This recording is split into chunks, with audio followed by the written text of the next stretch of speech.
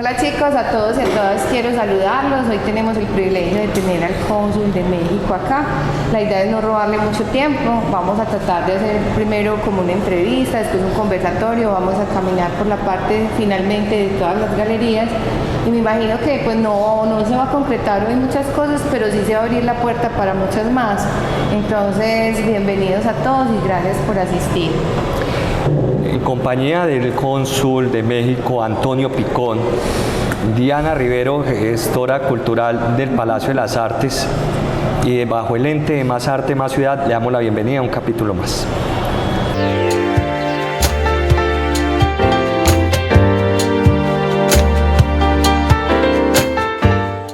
Antonio, bienvenido a nuestro programa.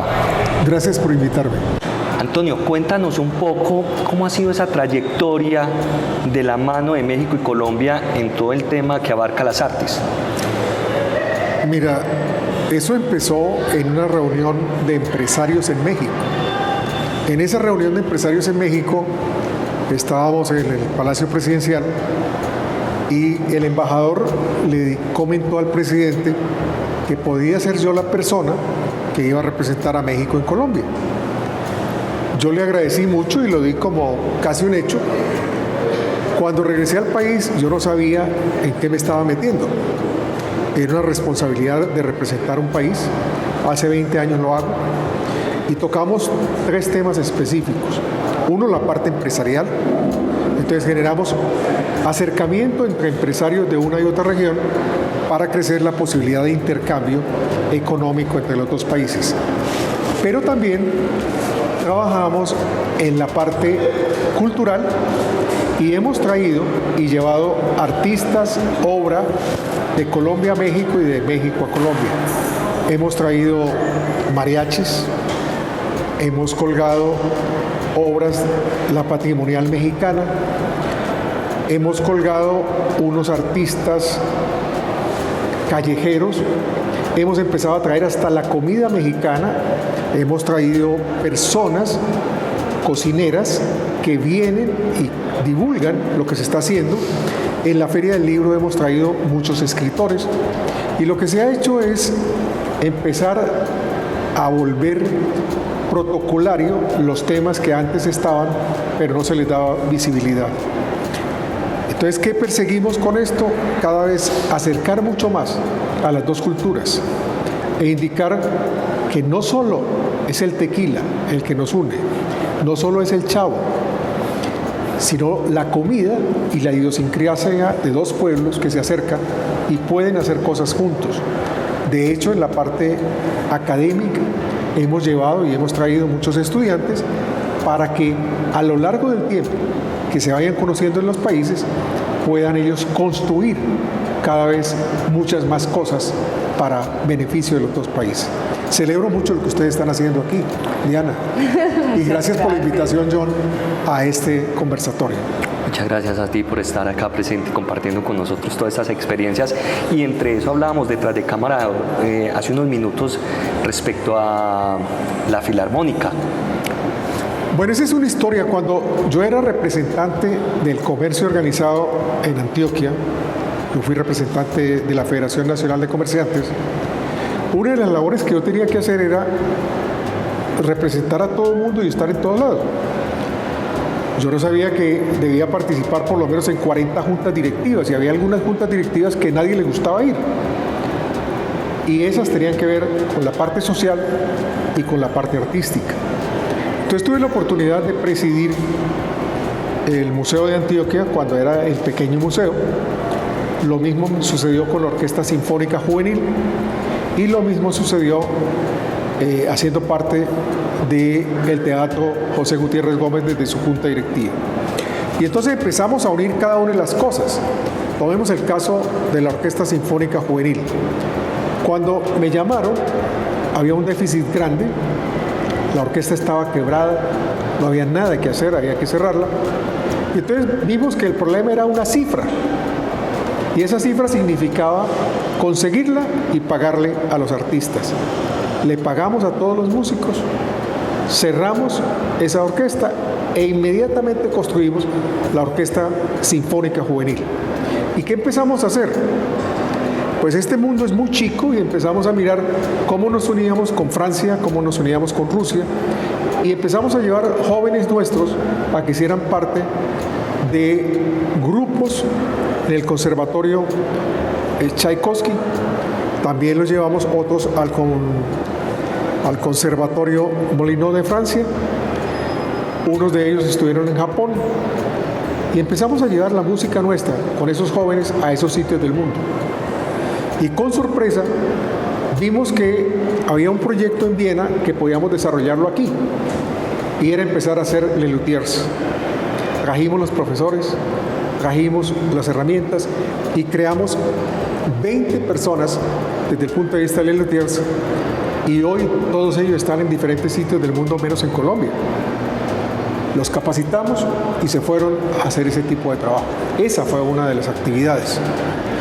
La otra, en el caso del Museo de Antioquia, cuando yo llegué encontré un museo pequeño, muy pequeño, con muchas dificultades económicas. Inclusive era casi necesario buscar cómo se conseguía el dinero para poder pagar la nómina y cómo se pasaba a través de los empresarios para que ellos dieran algún aporte y poder pagar las nóminas de cada mes. Cuando vino el maestro Botero, nos sentamos con él y le contamos lo que estábamos haciendo. Y él dijo, quiero hacer un museo aquí. Se fue a Pietrasanta, hablamos con él, miramos los espacios, miramos diferentes espacios aquí. Uno era la cárcel de la Ladera, porque tenía un hecho simbólico de que fuera cárcel. Otro era la fábrica de licores de Antioquia, por los jardines que se podían dar allí. Y el otro era el antiguo museo, pero si íbamos a hacer un museo había que hacerlo a la altura de Botero y a la altura de lo que se merece el arte y esta ciudad. Un museo grande, un museo que permitiera mostrarse a nivel internacional. Entonces hablamos en ese momento con la alcaldía, con Juan Gómez Martínez, con empresas públicas, con Ramiro Valencia Cosio, y ese edificio donde hoy está el museo, ahí se manejaban los semáforos de Medellín. Entonces tomamos un pedacito, pero ese pedacito era como iniciábamos, porque queríamos tomar todo el edificio, y hoy todo el edificio está con el museo. Vino el maestro Botero, vino con Sofía Bari, su esposa, y miramos cómo rediseñar todo. Y empezó a mirar y dijo, me hacen falta obras. Y empezó a decir, más obras, más espacios, tumbamos lo que había que tumbar en la calle para que se viera desde el metro, se viera en muchos sitios de la ciudad. Eso nos permitió tener el museo que hoy tenemos y el reconocimiento que hoy tenemos a nivel mundial. Hace precisamente un mes el maestro Botero cumplió años y celebramos la actividad que él ha hecho y es un artista reconocido a nivel mundial. Teníamos preocupaciones si se robaron los bigotes del gato, se robaron el espejo de la dama, muchas cosas de esas. Pero eso hace parte de las anécdotas cuando usted crea un museo o está creando algo y la ciudad se apropia de él. De hecho, algunas de las personas que trabajaban alrededor las llevamos y las capacitamos y tuvimos reuniones privadas con ellos y el maestro para que se apropiaran del museo y lo cuidaran. No era quitar la problemática social que se tenía en la ciudad, sino incorporar esas personas como parte de lo que se estaba haciendo allí. Y usted ve que algunos de ellos trabajan en las tomas de fotografías, en la venta de muchas cosas, en las réplicas que están haciendo de elementos. Y hemos hecho muchas cosas con ese museo. Ya no hago parte de ese museo, ya no hago parte de la Orquesta Sinfónica, porque las actividades que desarrollo me tienen en un campo de tipo empresarial. Y empezamos a caminar en otros niveles y digamos, se me ocurre traer a colación el haber traído la Orquesta Sinfónica de la Policía, el mariachi de la Policía, a la ciudad de Medellín. Un día me llamaron del Ministerio de Cultura, de la Secretaría de Cultura de México, y me dijeron, tenemos disponible, porque vamos a otro país de América Latina, la Orquesta Sinfónica, no de la Policía, sino del Ministerio de Defensa y el grupo folclórico. ¿Usted lo quiere traer a Medellín? Le dije, listo. Pero oh, sorpresa, vinieron a Bogotá y de Bogotá una noche trajeron el avión completamente lleno de instrumentos, de músicos, de todo. dimos unos conciertos en La Alpujarra, un gran concierto en el Teatro Metropolitano, y empezamos a mirar cómo preparábamos más muchachos para que pudieran intercambiar con México. El día que estábamos inaugurando el Museo de Antioquia, teníamos unos jóvenes de la ciudad que con un proyecto con la gobernación teníamos bandas en los municipios de este departamento. Si tenemos 120 y pico de municipios, pues teníamos 100 y tantas bandas. Pero ¿cuál era el siguiente paso de esos muchachos? No tenían forma de seguir.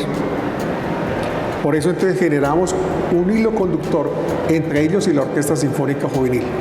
Y como era una época un poco difícil para el país y para la ciudad, tomamos entonces algo que era no las tomas que hacían las personas al margen de la ley, sino empezamos a hacer unas tomas de tipo artístico y cultural.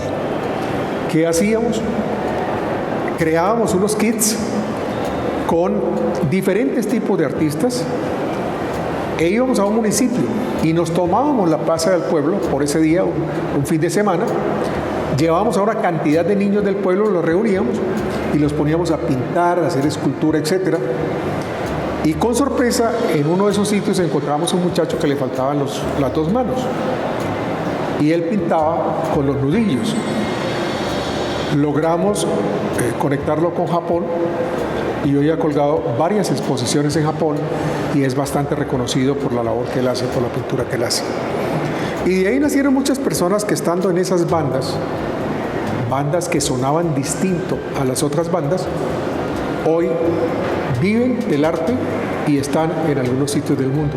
Y así podemos llenar varios programas comentando todo lo que hemos hecho, pero yo quiero dejarlos a ustedes que continúen con la... Es una tarea silenciosa, pero que realmente se va posicionando el nombre del talento de Colombia a nivel mundial. Y no quisiera pasar por alto otra artista muy importante que ha sumado en la trayectoria de la historia colombiana, que es Débora Arango. Con ella hubo en algún momento cierta alianza con la Casa de la Cultura del Distrito Federal. Sí, mira, en el caso de los muralistas en México, ¿qué encontré? Yo no toco ningún instrumento, yo no pinto, pero tuve la oportunidad de manejar o aprender lo que era dibujo arquitectónico, ¿sí? Y eso me permitió conocer las proporciones y muchas de estas cosas. Cuando yo estudié en México, estuve varios años en la Universidad Autónoma de Guadalajara, allí tuve la oportunidad de pasar por muchas ciudades de México conociendo el arte y acercándome al arte. Me acerqué a los muralistas, estuve conociendo la obra de Orozco, de Siqueiros, y empecé a mirar qué se podía hacer. Y me encontré aquí con tres personajes que tuve la oportunidad de conocerlos personalmente y trabajar de la mano con ellos.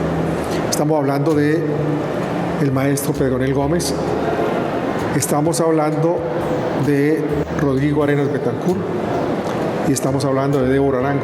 Con los tres tuve la oportunidad de estar de cerca. Coincidencialmente los tres estuvieron en México, tienen tendencia o línea similar a los muralistas mexicanos. Débora estaba en ese momento en una situación que había donado toda su obra al Museo de Arte Moderno, pero el Museo de Arte Moderno era bastante pequeño y no tenía espacio para colgar toda su obra.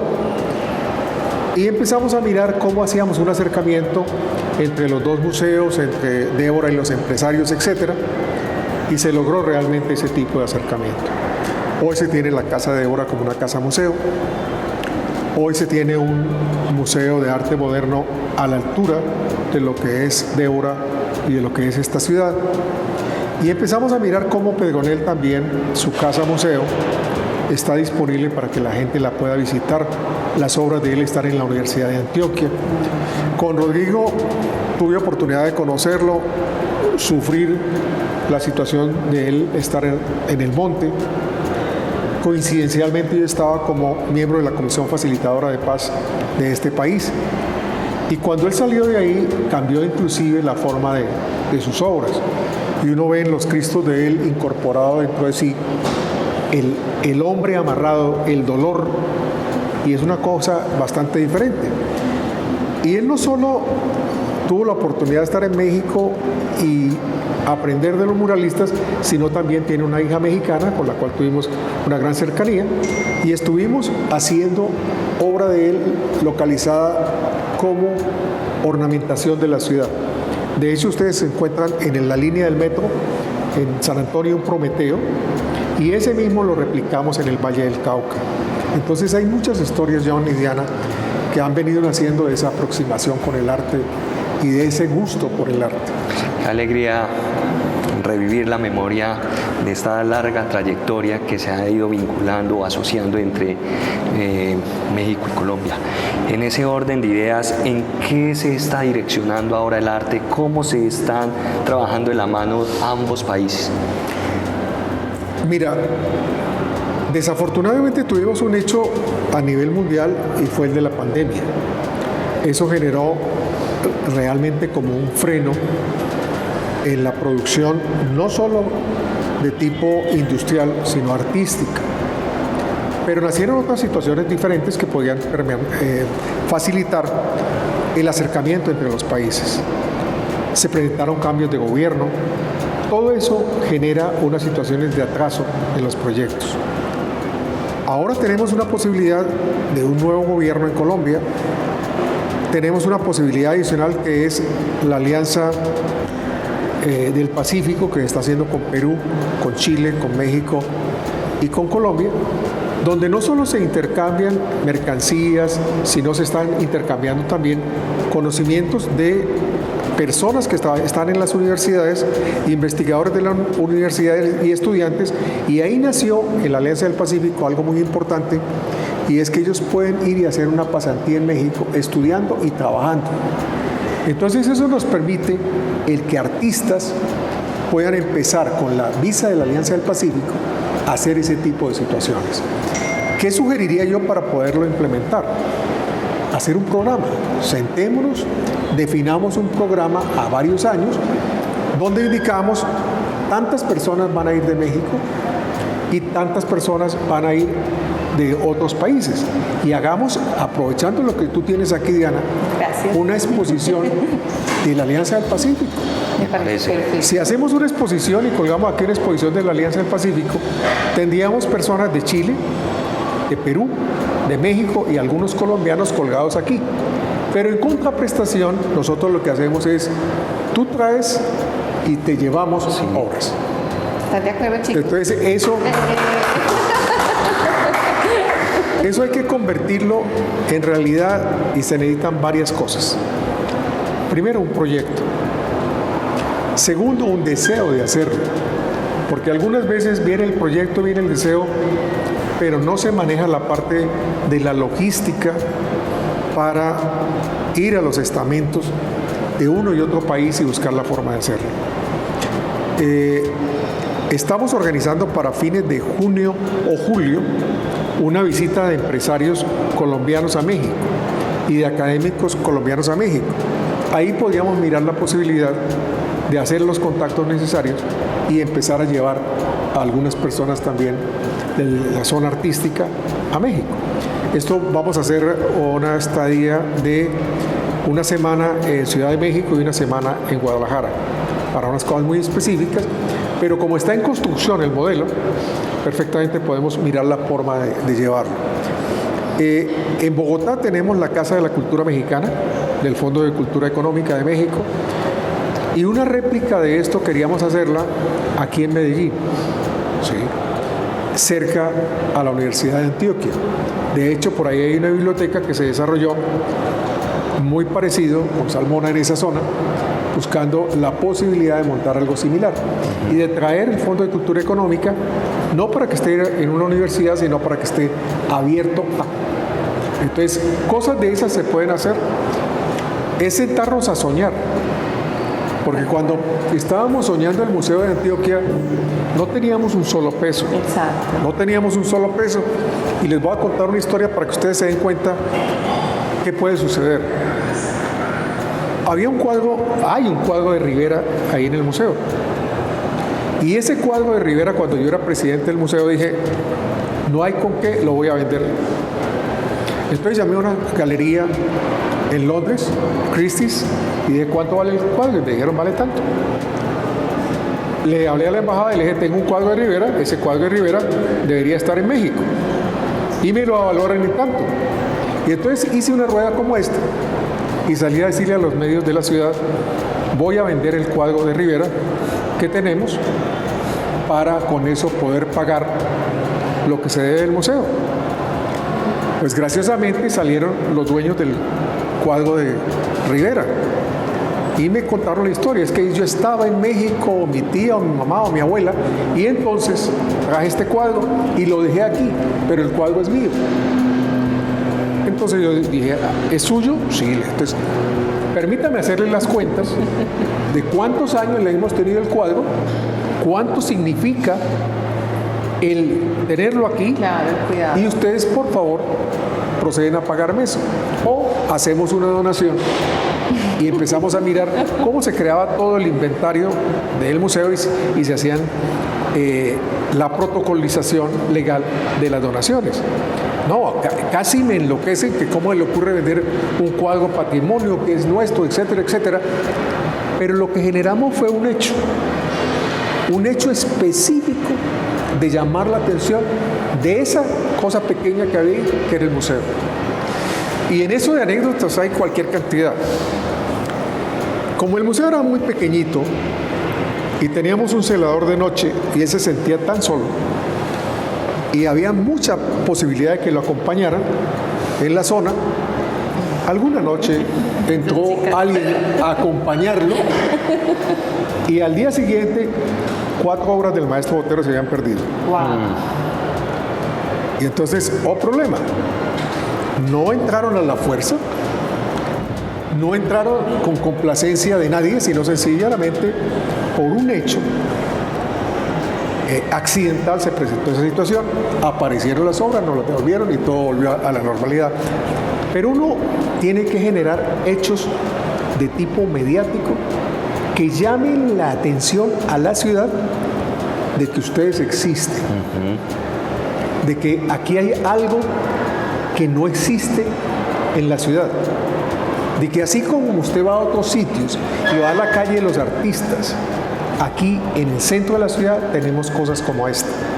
Y yo les contaba ahora que cuando yo presidía la parte del comercio organizado de la ciudad, empecé a hacer cada año en el Teatro Metropolitano una rendición de cuentas, pero eso era demasiado y un reconocimiento a las personas que trabajaban con nosotros, pero era como demasiado parroquial. Entonces dije, voy a cambiar esto totalmente. Primero, voy a traer a alguien que toque algo, pero de un nivel distinto, ¿sí? No rock, ¿sí? Sino empezar a buscar cómo inducimos a música clásica. Y si está este tipo de teatro, pues hombre, en la entrada pongamos obras de arte. Y entonces llevé del maestro Salvador Arango y algunas que él tenía en la alcaldía, las arranqué por 2 días, fui y las puse allá y empecé a llevar obras así. ¿Eso qué me significó? Que generé un colapso en la ciudad, porque en el teatro caben 1.600 personas, algo así, y yo repartí 5.000 boletas, Wow. ¿sí? Pensando en que solamente la mitad iban a asistir. ¿Y eso qué me significó? Pues que no había forma de entrar, y entonces empecé a transmitir por televisión local lo que se estaba dando en la ciudad. Esa es una forma, digamos, de demostrar lo que se hace. Otra situación, cuando nosotros teníamos los conciertos de la Sinfónica Juvenil, pues casi iban los papás de los músicos, ¿sí? La gente que trabajaba en el teatro y uno que otro amigo. Entonces dije, esto no puede ser así. Si para el fútbol nosotros tomamos unos buses, los llevamos a sitios de la ciudad, cogemos la gente, la llevamos hasta el estadio y volvemos y los llevamos allá, ¿por qué no hacemos lo mismo? Entonces contratamos una serie de buses, los llevamos a los barrios populares, se llenaban de muchachos, los bajábamos al teatro, al final, para que se quedara hasta el final, rifábamos 2 bicicletas, se les daba una merienda, y entonces ¿qué empezaba? Los pelados empezaron a quedarse, la familia empezó a quedarse, empezaron a disfrutar un tipo de música distinta, empezaron a mirar algo diferente, y si iban por la bicicleta se tenían que aguantar el concierto. Y entonces empezamos a tener más de 1000 personas allí. Que las llevábamos en buses, no importa. Pero eso significaba generar un movimiento de tipo cultural para involucrar a algunos públicos que no tienen la oportunidad de venir. Una de las cosas que vimos con el maestro Botero era: las entradas a los museos normalmente son costosas en el mundo. Si uno está en el Hermitage o en cualquier museo, tiene que pagar una cifra interesante. Entonces quiere decir que es elitista el arte. ¿Y por qué no lo hacemos que la gente con el recibo de empresas públicas, si es de estratos 1 y 2, puede entrar? Ah, pero es que se van a entrar algunos de 3 o 4, ¿y qué importa? No importa. ¿Qué perseguimos? Que las obras estén vacías, las salas vacías y las obras en la bodega, o que cada vez más personas empiecen a estar allí. Y entonces empezamos a mirar cómo hacíamos para que invidentes pudieran disfrutar de las obras de Botero. Y entonces buscamos una persona especialista en la parte de cuentos, con una voz hermosísima, tiene esa persona, y ella llegaba y empezaba a decir: es una golfista, el cuadro tiene movimiento, el tipo de brocha que se usa es así, comparado con... y le iba contando. Y oh sorpresa, después vinieron algunos de ellos invidentes a comentarles a otros lo que habían visto. ¡Qué lindo! Y el maestro, un día que vio eso, dijo: déjenlos tocar la obra. Claro, es que ahora se está generando esto en el museo. Claro. Que hacen pequeñas obras para que las puedan tocar. Pero mire, uno tiene que ser irreverente con esas cosas y generar hechos que sean distintos a lo que la gente está acostumbrada a ver. Y mirar cuáles son los públicos que uno realmente necesitaría. No sé si con esto respondo tu inquietud. Total, porque de una otra manera esa es la intención de Más Arte, Más Ciudad, que el arte sea para todos y por todos. Y creo que estamos en una misma sintonía y veo que esto está de una otra manera rompiendo paradigmas y llegando a todas las clases, y que las obras puedan interactuar con el espectador y el espectador con las obras, porque una manera de darle vida a las pinceladas y a lo que se está perpetuando a través de una trayectoria de las artes plásticas. Diana, ¿alguna pregunta para nuestro señor embajador? No, yo quiero agradecerle a todos y especialmente a ti, que eres mi cómplice, y a ti por venir, a todos los artistas que han acogido la propuesta de conocernos. Es el primer punto de partida, empezar un diálogo. Débora Arango fue profesora mía, maestro. Ella me enseñó en la universidad y cuando falleció pues fue una pérdida muy grande para el país. Me llamó la atención contactar el Consulado de México, porque cuando yo estudié en la UNAM, 5 años en México, me movilizó ver la sinergia que tienen los artistas y el movimiento artístico tan vivo que se siente en la universidad. O sea, la Universidad Autónoma Nacional de México tiene murales gigantes del maestro Diego Rivera, tiene los museos vivos de Débora Arango, hay noches de galerías donde me pasaba yo feliz porque eran gratis las entradas a todos los museos, y yo decía: aquí fue, entonces yo me iba corriendo para los museos y me tomaba fotos en todas las obras. Y cuando yo conozco este proyecto digo, no sé tú o ustedes cuando el consejo me dice: esto es un momento de ciudad espectacular, yo quiero apoyarlo, quiero estar ahí, quiero hacer lo que me permitan, y en eso yo convido a todos ustedes a que se nos vuelvan cómplices también. Ahorita en el espacio nosotros tenemos noches de galerías, ahorita viene la próxima, y sin permiso, como muchas de las cosas que yo hago, y después pido uno las disculpas, he invitado a músicos, tú que hablabas ahorita de la filarmónica, de instituciones, digamos, musicales o performance, y me gustaría, si me lo permites, en este momento, invitar a toda la comunidad artística, de la A a la Z, a que venga y se apropie de este espacio. Son 3 pisos llenos de arte, de galerías, de historias humanas detrás de cada una de esas galerías y galeristas. Es súper importante también notar que el 5º piso tiene 20 salas de exposición donde buscamos internacionalizar el arte, ayudar a comercializarlo. Como tú decías también, maestro, el arte tiene una finalidad y no puede elitizarse. Si nosotros sabemos que las personas en todas sus profesiones cobran un sueldo, ¿por qué no dignificar al artista e incluirlo dentro de nuestra economía diaria y decir, mostramos cultura, mostramos arte, pero también necesitamos, como tú contabas la historia del cuadro, pues definitivamente venderlo? Entonces, a mí me parece que hay una construcción y a la propuesta que me haces doy un sí rotundo, pues me comprometo con ellos y contigo de sentarnos, crear un proyecto, y te agradezco por abrirnos la puerta y darnos un primer acercamiento. Muchas gracias. No, gracias a ti por la invitación, Diana, John. Y cuenten con el Consulado de México en lo que podamos serles a ustedes útiles. De hecho, somos un conducto, una línea de comunicación entre ustedes y el país que tengo la oportunidad de representar por los últimos 20 años. Gracias por la invitación y cuenten con el apoyo de México. Creo que con este primer acercamiento pasamos de ser más arte a más país. Chao, chao. Gracias. Muchas gracias. Muy bien.